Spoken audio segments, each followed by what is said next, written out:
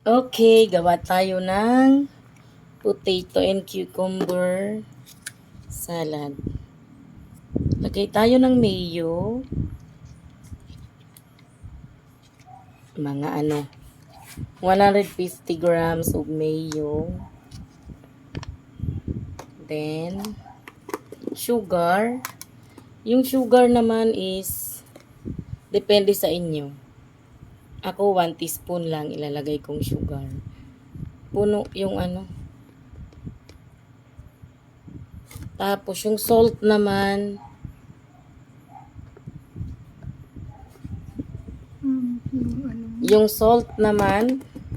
konti lang po yung salt kasi mahirap pagka umalat po ang ating salad. Sobrang konti lang yung salt. Tapos maglalagay tayo ng paminta. Powder na paminta. May sumasamang hindi powder. So hayaan mo na, ganun talaga. Tapos ilagay ko na yung kunting sibuyas.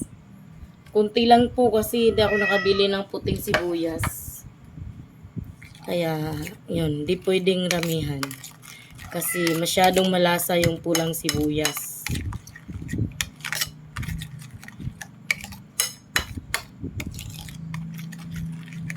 Kailangan tunawing mabuti yung nilagay natin.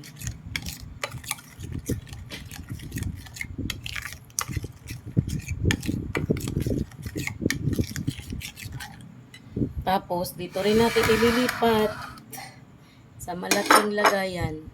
Pero basa ata. Wait.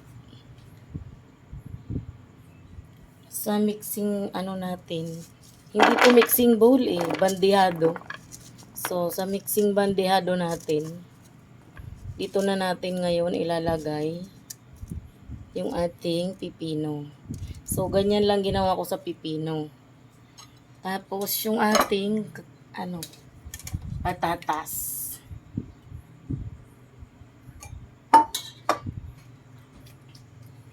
Yung iba yung patatas binababad pa to sa ice. Pero tayo din na natin binabad sa ice. Ayos na yan. Tapos, ilalagay na natin yung dressing natin.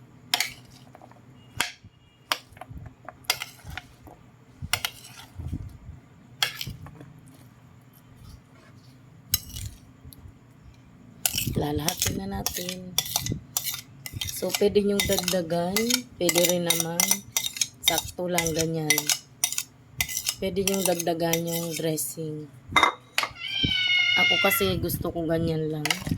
Ayoko ng sobrang daming mayo.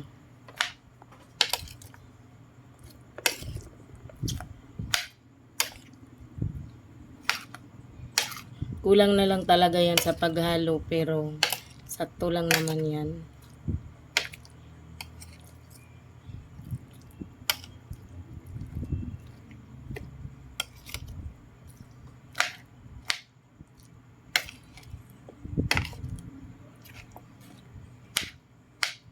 Yung iba di pa nalagyan. Kailangan kasi dalawa yung spoon para matoast ng gusto.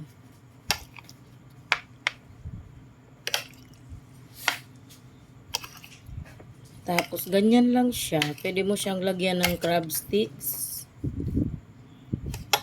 Pwedeng parehas lang din to. Pwede mo itong gadgaran ng cheese. Kung gusto nyo, pero kung hindi kayo mahilig sa cheese, as is na lang po na ganito sa ginawa ko. Haluin lang mabuti yan para ma-distribute ng gusto yung mayonnaise. Kung sa tingin nyo kulang yung mayonnaise, pwede kayong magdagdag. Pero kung ayaw nyo maumay, okay na po yan. So, pwede nyo yan lagyan ng calamansi juice.